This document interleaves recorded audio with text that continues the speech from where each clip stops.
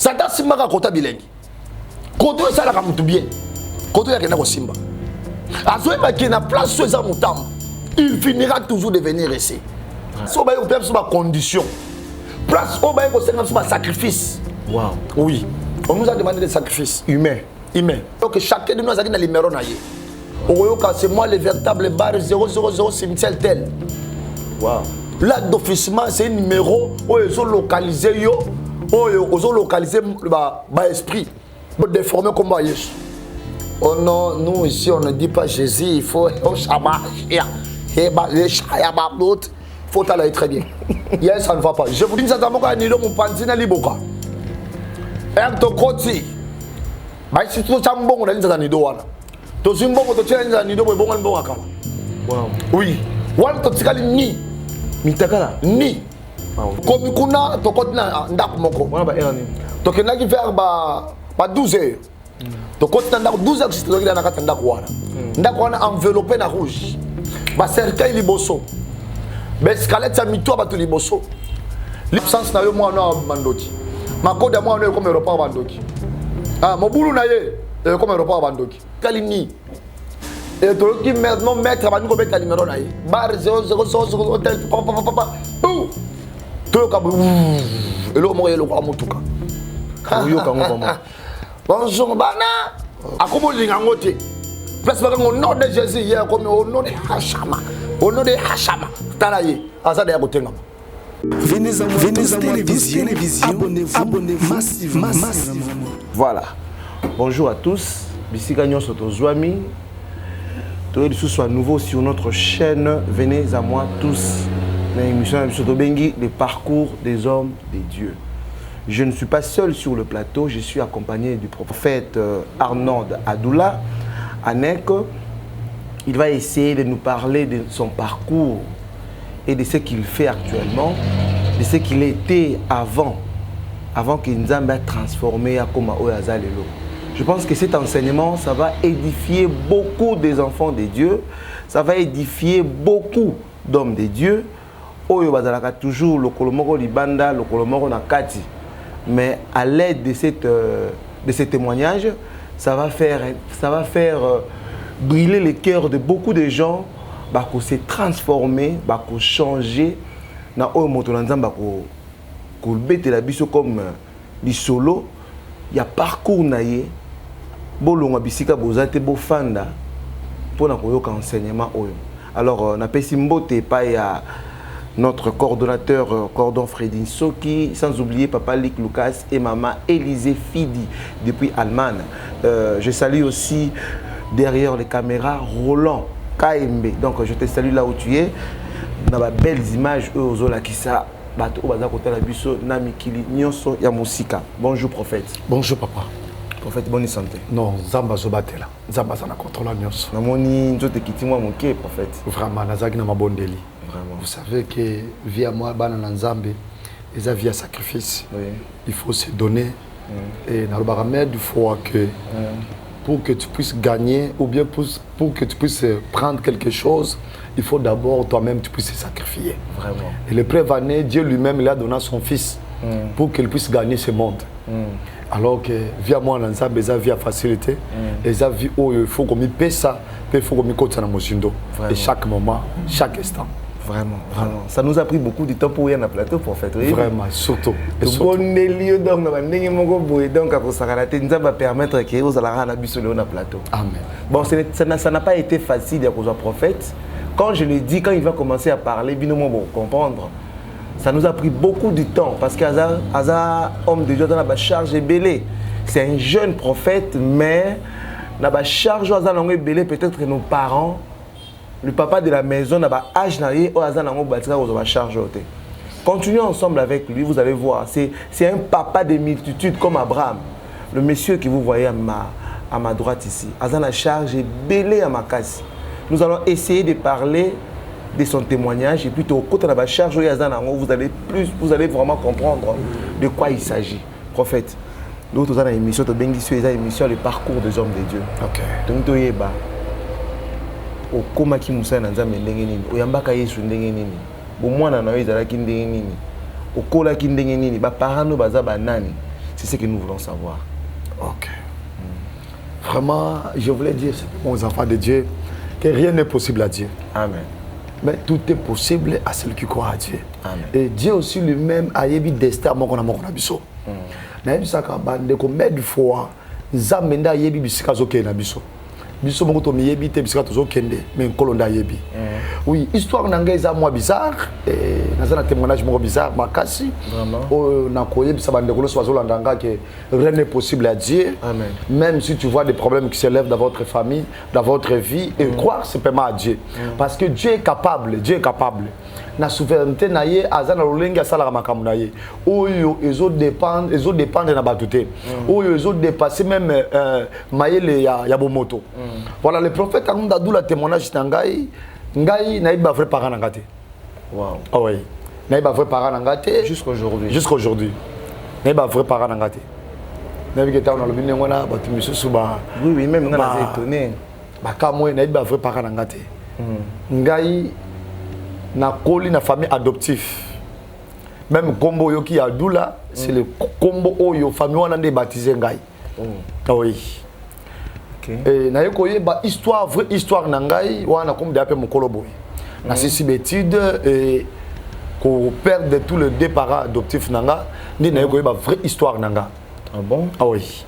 Parce que na bengi ba parents adoptifs pour na éclaircir opinion to bande ko bazolanda biso. OK. Alors que parce que sont mes parents. Na ya na famille na bango na 0 mois. Ah bon? Na 0 mois. Où t'as qui place nini? Oui. Na ko yoka vraie histoire oyo, histoire ya passe. Ngai maman na ngai azaki mutaliboma. Alors que mutaliboma azobota na balabala en public. Lokola mutaliboma kendaka kiloté. Azuba soya propriété. Et à Senyaki. OK. Tellement. Alors que maman oya zoki ngai azaki monganga. OK. Le jour où il y a repos na ye. Abimi azoki koti na wenza sombela bana ye moi biloko kolia. Azanga ki bana te. Aki na bana. Nde tango asomi biloko kolia na kobima na ye na wenze nde azokuta na kwe moko mutaliboma asobota. Mutaliboma wana mama na yo. Oui. OK. Batondi. Azobota na balabala. Na balabala. A saigné tellement. Maman wana ya munganga nde a assisté ye. Assisté ye. Tant kaka mutaliboma aboti. Alors que maman a kati motolo. Et mutaliboma zong simoli me panzambe. Oh. Oui. Mutakata ki motolo zali la maman ya munganga wana. Munganga. Tango kati motolo. Et azumwa liputa. Azingi mwana. Et mutaliboma directement. Azong si moli me panzambe. Mutaliboma wana mama. Maman. Abota yo. Voilà. Alors que maman oyo a porté aide. Atikali na mwana ye. Atikali na mwana maboko. OK. Asala nini. Et na groupe bat nous batelema ki wana. Ezaki na mutu moko te azolo bakie. Pesanga mwana oyo bien. Toke na e place tel. Maman se retrouvait que yende aza devant problème. Bat nous bazotala na bango. Maman tala ah na ko bokola na mwana oyo. Nde ake na basera Zaïre wana zaki ba zone hein, si je me trompe pas. Oui. Accueilli alors que batindi ba croix rouge ba ye ba longoli mutaliboma et ye basalele mukanda ki na bébé. Wow. Bébé ngo ngai. Wow. Na bandi kokola na kati sa famille sans de savoir. Na tika ko mona ta trace mon côté mabe. Wow. Ata sini mon côté. J'ai grandi dans cette famille là alors que papa linga makasi. Et nandi ko tanga et na kati sa famille wana mwana tangi ko lekanga zate. Le lope oyo mwana za mosala nzambe zaka ngai. Wow. Na kati sa famille yango. Gloire à Dieu. Mais na parcours na ngai ya ko kendele pona ko mosala ya nzambe là il y avait des problèmes sérieux. Bété la biso prophète. Là il y avait des problèmes sérieux. Parce que nazaki mwana moko na ndeko ko nazaki tellement faible. Alors que nazaki moi timide makasi. On doit le mingité. Mingité. Timide. Son papa il qui timide wana te. Aliangi amona nga timidité. Ya linga amona nga pena lokola mwana mobali. Courage.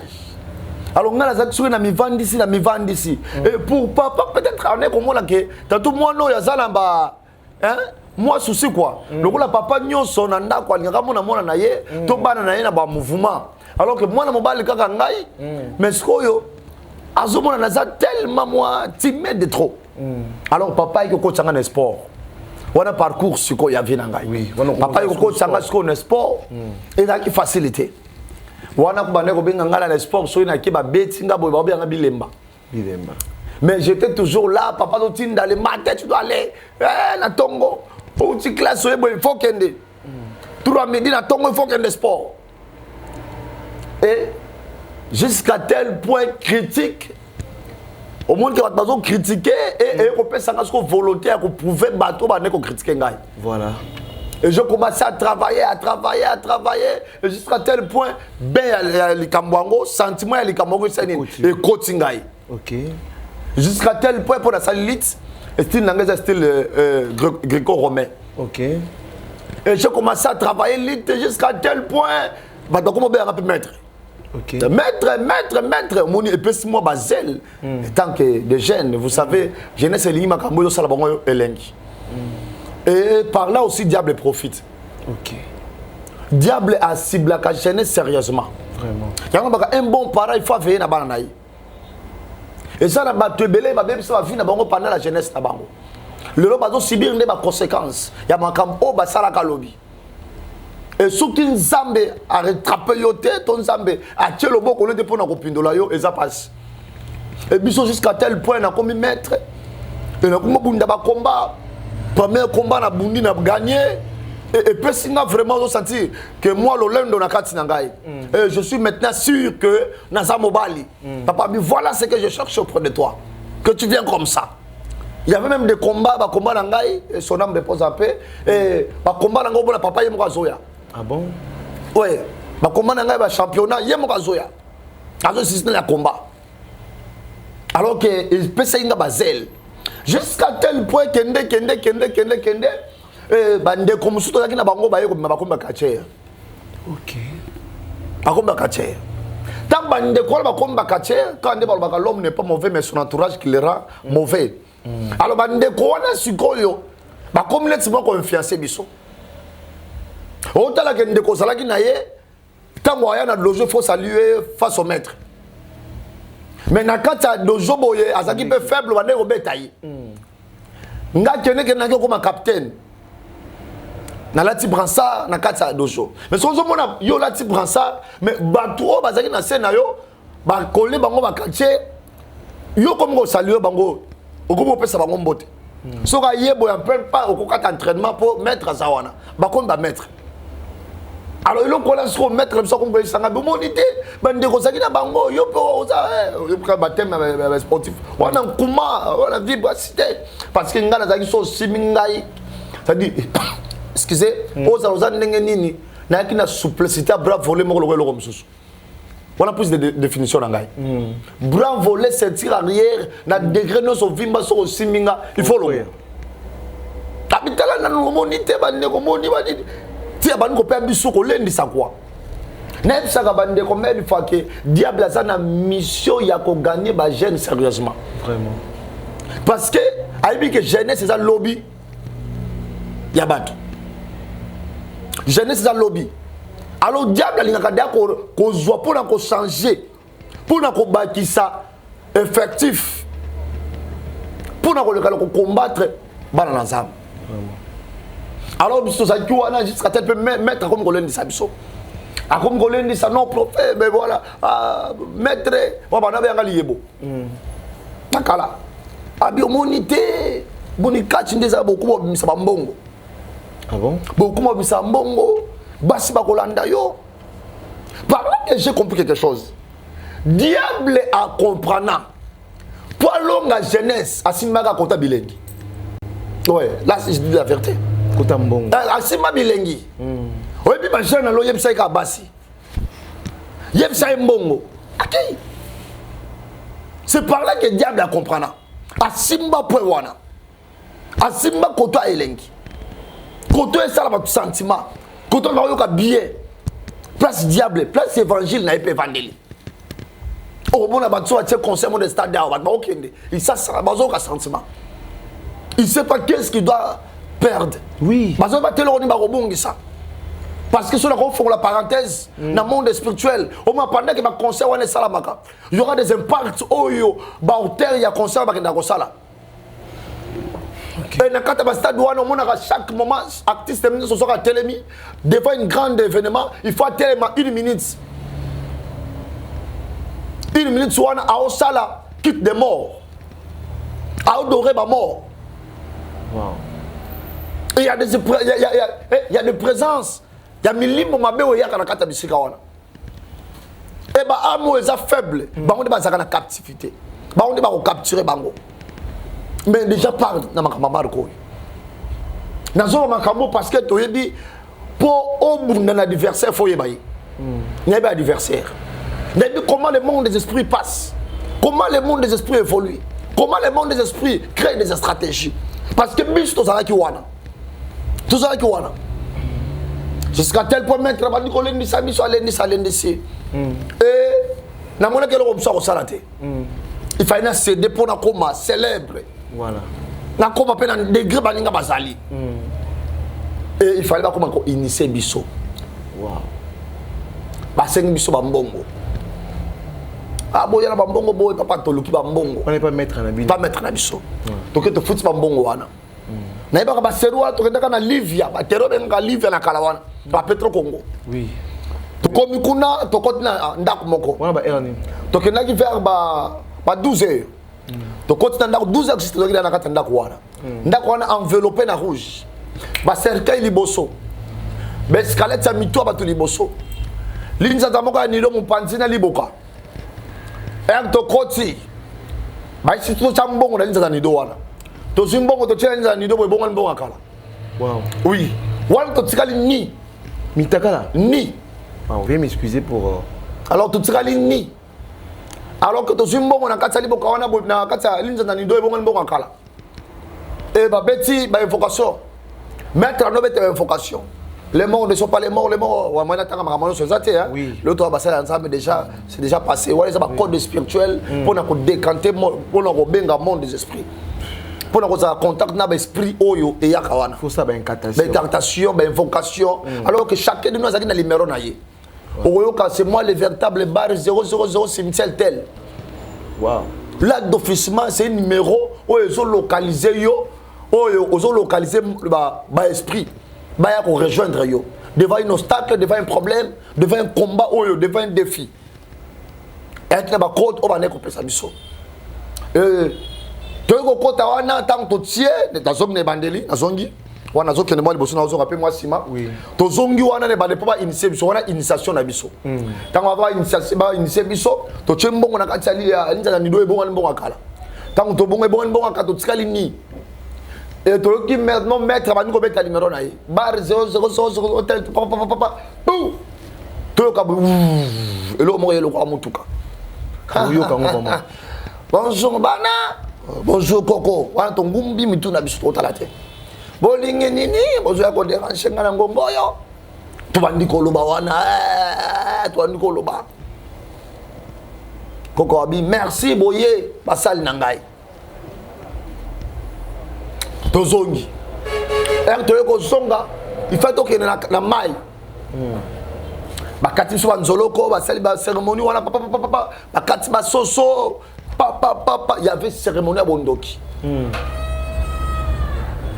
et to qu'est-ce qu'on appelle sans condition bande ko balembisa ngai je dois parler ça vraiment Oui, parle le prophète. pour na édifier ba ensemble pour ba jeune musu bazo e ba pété ozomwe ba jeune belé ba côté ba sentiment inutile o ba zo ba teke na sima nango y a une impact qui se cache derrière Oui. oyo bango ba ko za ba victime et tant que ko zonga ba sabi so la cérémonie wala ba tini biso photo zo ba période ya bana basi Wow. ba to bele ba landanga na be monsieur les cas Oui. je salue papa Ndele Alain de la passa au bon be monsieur les cas j'ai parlé ça Oui. ba tini biso zo ba période ya bana basi alors toke kozwa yango yango mona babitumba na ngala zaki so na siliki na betso mbata na kanda na ndabuna na kanda te so na betso mbata na kanda il faut mela masuba ndeko moi ça la période Wow. oui Pour ozonga normal. pour ça normal dans un niveau so na siliki na tel ba papier peli moto So na simelo papa prémisse na fini na beleli code spirituel na ngai.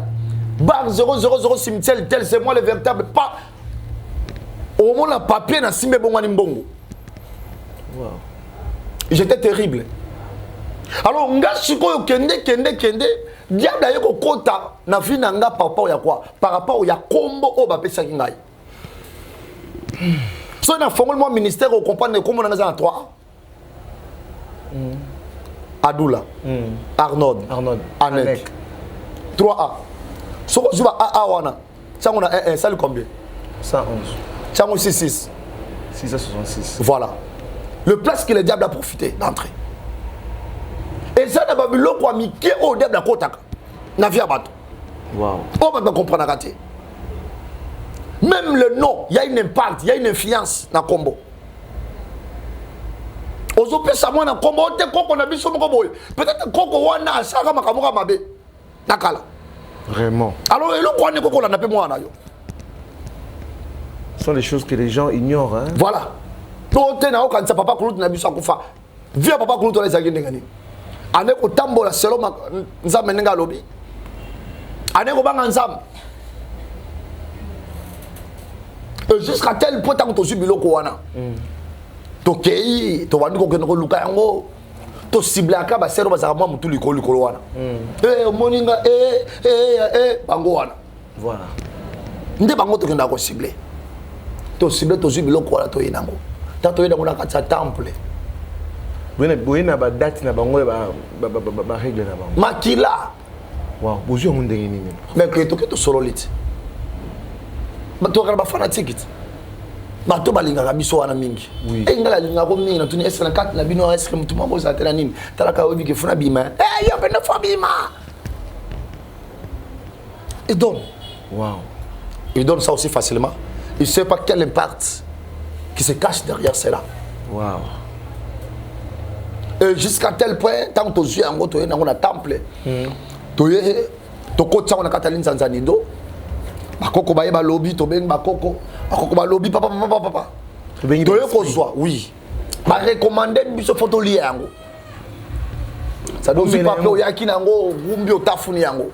Omeli. Au papier au tafuni omeli yango. Et nous étions obligés de faire ça.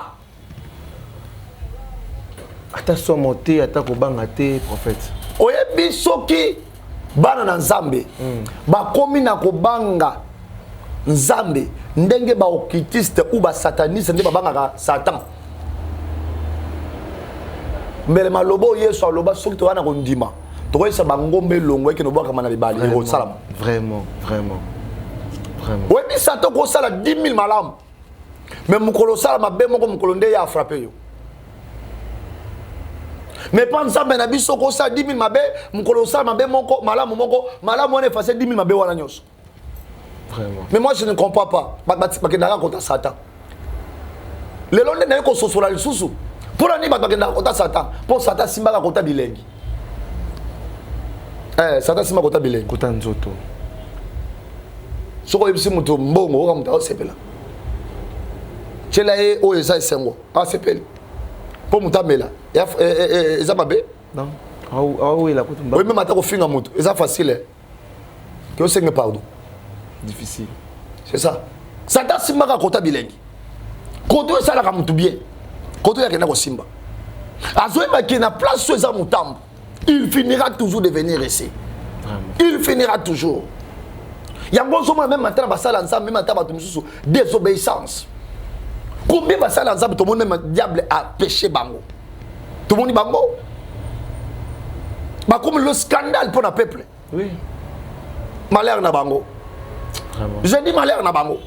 Parce que je connais le monde spirituel, comment ça fonctionne. Et quand la bateau comme un scandale pour le peuple de Dieu, il faut regarder très bien. Ces gens-là, bah ça c'est Nzambe. Parce que Nzambe a kabolaka le coup moyen na mutute. Amen. Hein? A kabolaka le coup moyen na mutute. A kabolaka te. Gloire est à la dignité naïe. Vraiment. Gloire est à la dignité naïe. Le long là on ba comme pierre dans soupe mais ya bateau. Ba même bateau na li pengui.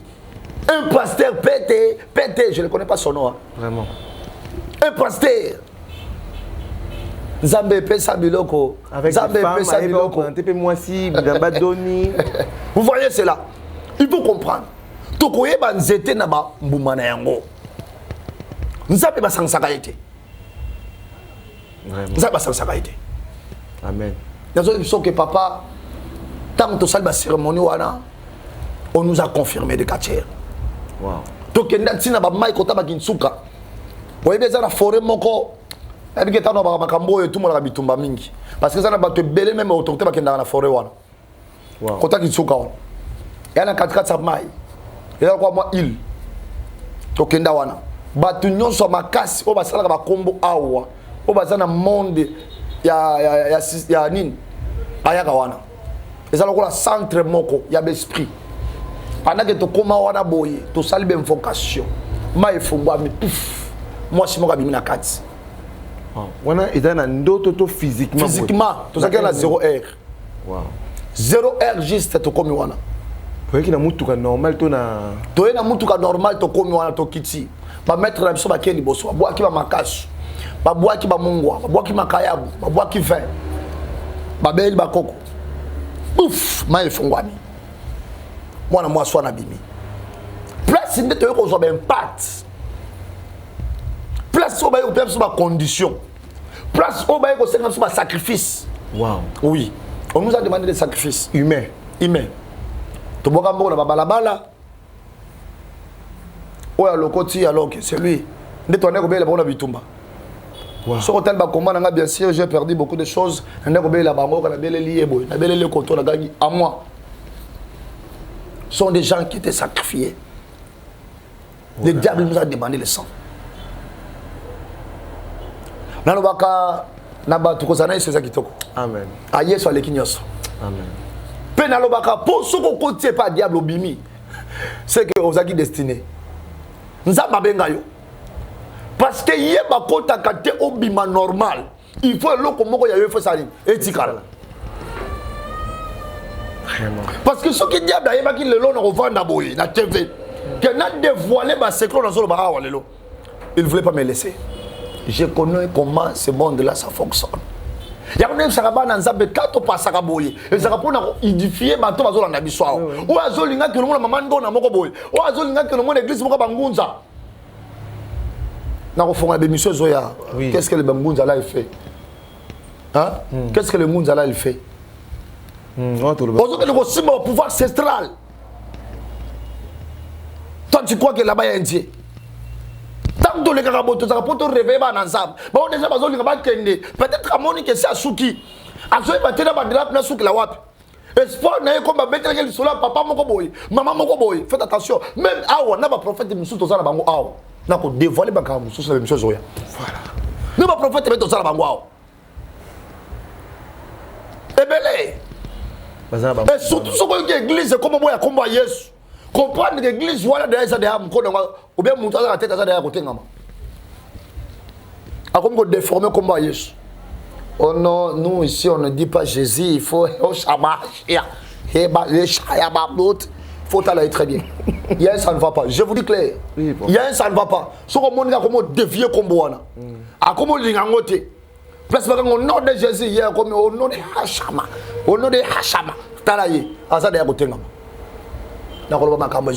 Vraiment, vraiment. Merci de continuer toujours à nous suivre. Parce que je vous avais déjà dit que avec les prophètes Arnaud, Adoula, Anek, beaucoup de gens seront édifiés. Alors, je vais aussi votre commentaire par rapport à ce que nous allons faire aujourd'hui avec le prophète. Ce que vous avez demande parce que pour nous, c'est très difficile. C'est un homme de Dieu qui est vraiment chargé. Maintenant, on continue la deuxième phase. Je pense que pour notre témoignage, on met un peu la pause parce que je ne veux pas qu'on puisse aussi ça n'y parce que dans l'histoire, ça peut nous prendre 6 mois de témoignage. 6 mois. 6 mois, ça peut nous prendre. Parce qu'il a une histoire où Nzamba Bimissi na Katia Mabe pour qu'il ait édifié Nzambe. Alors, je ne mérite pas vraiment que ici la rapport dans les lots.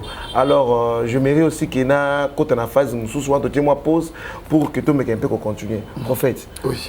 Actuellement, vous avez une église et qu'est-ce que vous faites maintenant? Oui, actuellement, j'ai une église miséricorde ministrée, oui. Et l'orphelinat la miséricorde. Ok. Ok, oyo ezwami na commune ya Kisensu, avenue Lukengo numéro 9, quartier de 7 mai. Ok, pesa ba référence nyonso. D'officiellement so comme na matete na reki nsako. Okomona ba moto eza wana na ba mituka ezobela d'état. Soki moto azwi moto to mutuka yo okoma na d'état te maison communale arrêt Tiger, 4e avenue et Sika orphelinat Misoko de Zouami. Et nous avons au moins 75 enfants. 45 filles, 30 garçons. Tote ko Samoa na moko cette année même. Année kaka oyo. OK. Mabana wana bazali bazoko na ngolo. Vous savez que nous sommes sauvés pour sauver. Le bien-être universel c'est fait pour les autres. Yes tout le monde a été. Mais soki yeso alinga ya ko visiter on dimanga ke akola tanzota ministre te. Pour so ayi tanzota ministre okolambela yi. O bongsela yi. Souvent nzambe so alinga visiter muntu. Ata kanzota ba faible. Ndale kina yango. Bana wana bazobika na ngolo. La grâce. Adressez-vous aux gens qui nous regardent. Vraiment, ce n'est pas facile. Bana wana babungisi baboti na bango babungisi destin te. Soki to ko sunga bango kotala bango. Ko tcha maboko lo ba osaka bato. Yana ndeko moko altu nanga pendant qu'il y a na biso. Prophète, qu'est-ce que moi je dois gagner? Proverbe 19 verset 17, la Bible dit celui qui donne aux pauvres prête à l'Éternel et l'Éternel lui rendra selon ses œuvres. Amen. Alors c'est pissinga zaka œuvre wana. Misala yango ba déterminer yango te. Kola bikaka muto nyonso oyo apesaka babola adefisaka ye. Siko na zongi na makomi natali na mone sika te nzamba tikala ki dianfuka. Ta na otala Actes des Apôtres. Na zomona mwana mwasi Dorcas. Une femme couturière. Mais mon kolali wana ye et dans cette époque là il y avait pas de morgue. Na otala mwasi Dorcas. Dorcas a koufi. Mais bato ya baneko sunga. Bandiko lela. Bandi kotal sabola munaye. Pendant que apôtre Pierre azoya pour la réanimation ya Dorcas. Kolela ya bato nzamba yoki yango. Na côté côté ya maté ya moko mikolo to koleka la faiblesse de Dieu. Bato muso beteke libako. Faiblesse nzambe saka maloba na ye. Tamna timbi psalm 41 verset 2. Bible lobi heureux celui qui s'intéresse aux pauvres. Au jour du malheur, l'Éternel en délivre. Et l'Éternel garde et conserve la vie. Qu'il est sur la terre. Qu'il est sur la terre. L'Éternel ne te livrera pas dans le bon plaisir de tes ennemis. Et l'Éternel te soutient même dans les lits de douleur. Attends dans l'hôpital.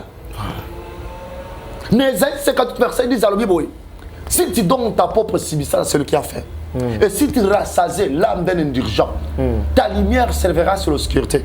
Le ténèbre, c'est encore midi. Dieu sera toujours ton guide. Il rassasiera ton âme dans l'allée aride. T'as l'avantage. Dans un centre de commence, on a maman sur la nanga yao. Bano bakana yangote. Ce qui prophète Arnaud Dadoula a sala orphelinat et ça par rapport à l'histoire yambota mananga bouti yoka ao. Natala famille moko baye binga te me baboko langai. Batangi sa classe. Na mona place à refuta ya mola moté. Nde la préféra qui que na encadrer banoyu. Na boko la banoyu. Lobby ba ça va biso ya lobby. Ba édifier pe ba ensemble lobby. On dit que c'est pas facile. C'est tellement très difficile. Orphelin na buna été. Ata kana swa na été. Nana ngwa PC ya kolena ngwa melisaye. Et pas sabuta ibisanani. Nazo sabe mata bato babala. Ato l'autre divorce dans l'autre sala ya ngote. Pourquoi prophète a pris divorce? Parce que victime est aux alabana. Papa yo linga moi ça qui toko makasi ko le maman bana. Mais ba no ba aux maman la moi ko le maman la bango. Vraiment. Maman au maman bala qui toko ko le papa ya bana. Vraiment. Mais ba no ba aux papa la moi ko le papa la bango. Parole touchante. Oui dazo ba kiaku. Kanga eza ya solo. Na absence na yo moi no mandoki. Makoda moi no comme aéroport bandoki. Ah mobulu na ye comme aéroport bandoki. Moi na wana zandoki. Dans l'obano baza wana na katofena miséricorde baza victime makambe belé basokola na ngolu yango na ce message da bande kono sozo na nga yao te etika tanga po yo zali na le papa na yo oui na sac na yo na biki na yo na uniforme na yo lole ko sanga te ko pambola yo na ebite likamni na etungisa yo peut-être ozola nanga ozala ba complication peut-être ozola nanga ya ozala problème mabota peut-être ozola nanga ya bando kenda poto za problème mikanda ozola nanga ya na ba fa no rien ne marche mais ka ko c'est nzambo na biki nzambo atika na nyongote Nzambana kozanga to kabelo témoignage. Amen. Et ce Dieu là, il est juste à sa parole. Amen. Sa parole est faillible. Amen. Vraiment.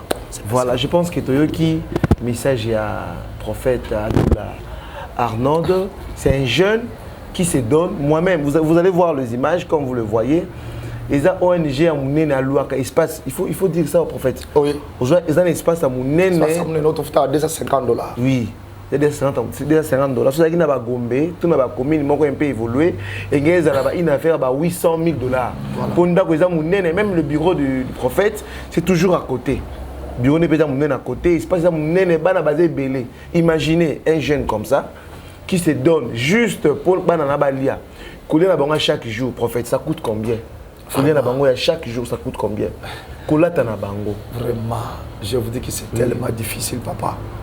Vous avez un gouvernement et appuyé à Kayo, vous avez appuyé par œuvre sociale, vraiment, papa Nangaï, l'État est irresponsable.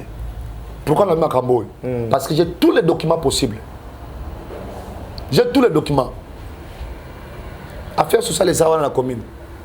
Ceux qui ont le contrôle caca. Ni Yakolia, ni Yakomela. Papa, est-ce que tu peux imaginer? À un moment donné, je sors en cours de route pour aller évangéliser les gens. Pour que les gens donnent à manger aux enfants. Quand vous sortez en cours de route comme ça, vous montez dans un bis, quelqu'un doit commencer à te regarder comme ça, il va ventrer à Pambo. Une fois que tu as le bandit que tu es, pour écouter Yaye, pour Banou Basolo Makolia. Tu n'as ni appui à l'État, tu n'as pas même les partenaires. C'est vraiment les gens de bon cœur. Où il y a Simbami, avec nos prophètes, je peux aider. Ni pas partenaire, nous sommes là partenaire. Et on a un message. Nous devons nous salons ensemble. Yaka. Et ça, nous avons le bagage ensemble quand on a facilité. Tous nous salons ensemble. Et ça, nous avons africain le bagage. Si vous voulez, nous avons 400 presse à 5 maman 400 papa 400. Si mais le beaucoup sani 400. Nous connaissons moi dans l'hôtel là. Bako simba kai ba 400 kai. Voilà mais pour la rater. Vraiment. Tous nous salons ensemble. L'eau n'est pas pour la biso. L'eau n'est pas pour la biso. Vraiment. Moi aussi j'allais ajouter que la bénédiction. Ne pensez pas que bénédiction est une musiciens. Vous les gens qui sont en Europe, ce sont ces enfants-là qui ont arraché bénédiction et pas banana Mickey. Même Dieu lui-même a dit, il a dit que botika banana Mickey va pas na ngapo bokonza likoza pour na banana Mickey. Banana Mickey va ba innocent. Batika là jamais qu'on dit que bazala o bazalelo. Mais un inconnu, un prophète Arnold Adoula a eu bango na ba responsabilité na ye. Azana appuie mon côté à l'État. Mais il se bat. Tel qu'il est là, dans 8 ans, mais il a raisonné.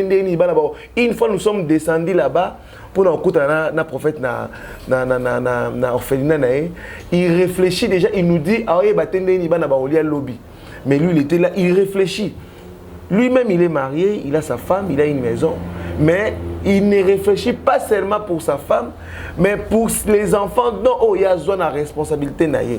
Il est papa de 80 enfants, tel qu'il est là. Voilà. Il y a orphelinat, il y a moi, il y a mon côté, il y a mon côté, mais Bano Bazakuna va faire partie de Bananaye. Ce n'est pas un aventurier, c'est un serviteur de Dieu. Nous avons certifié, nous avons confirmé, nous avons affirmé. Nous-mêmes, vous allez voir même mes images à moi, que tant que quitter le terrain, chez le prophète, pour nous dire Aza bien organisé, mais Aza appuyé.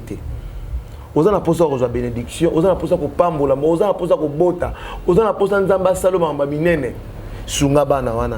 Ces enfants-là, ils vont prier pour vous, ils vont prier pour toi, et tu seras béni. Tu seras béni, je vous assure. Alors, nous sommes à la fin de cette émission. Alors, je vous remercie tous. Au Bodala qui est toujours branché pour Rolanda Bisso.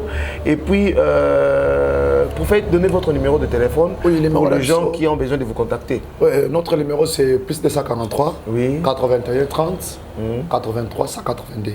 Plus 243 81 30 83 182. Ok. Voilà, c'est votre numéro WhatsApp, c'est ça? C'est WhatsApp. Alors, si vous avez besoin des prophètes, pour contacter le numéro, vous avez un poste à don, vous avez un poste à aide, et le coup, pour nous ne pas à orphelinat, et pas à prophète, contactez le numéro automatiquement, pour que vous soyez rapidement à un intermédiaire à mon côté. Alors, je suis vraiment content, nous sommes très contents que Bolandi Bisso, ce n'est pas la fin des émissions avec le prophète.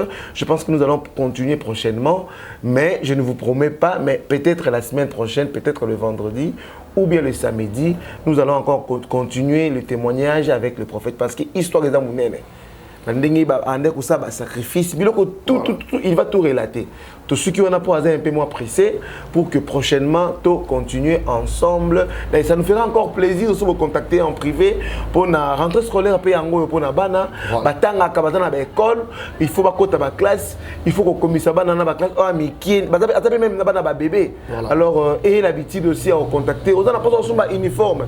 Le prophète, on a un uniforme, à 5 au team de lié. Il le fera. Vous allez même voir les images. Nous allons descendre sur le terrain.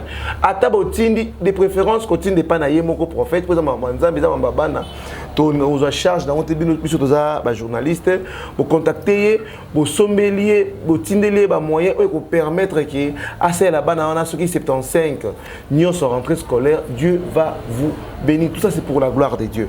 Alors nous sommes à la fin comme je viens de le dire. Prophète, un mot de la fin pour na bana nzamba yo. Même pendant 30 secondes. Vraiment, je disais toujours aux enfants de Dieu, reste avec ton Jésus. Jésus est tellement meilleur. Amen. Nous que nos gauche et droite étaient. Jésus-Christ est Dieu. Amen. Jésus-là, il doit vous répondre à toutes vos réponses. Vos questions plutôt. Amen. Vos questions que vous vous posez souvent, il est mieux placé pour vous répondre. Amen. Avoir un Jésus, c'est la réussite. Amen. Le message que je peux te dire, même quand tu vois que non, il n'y a rien ne marche, je vais te dire à quelqu'un qui me suit.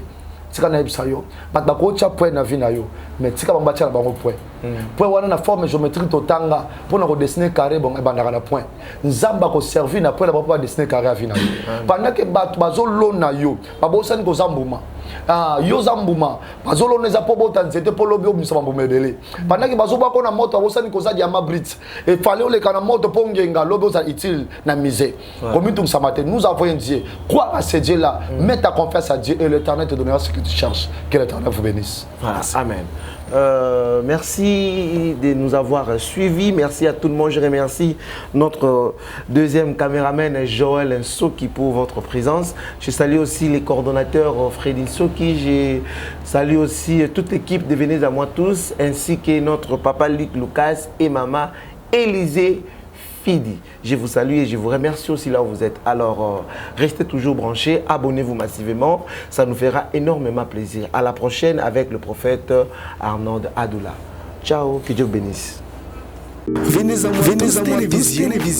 Abonnez-vous massivement.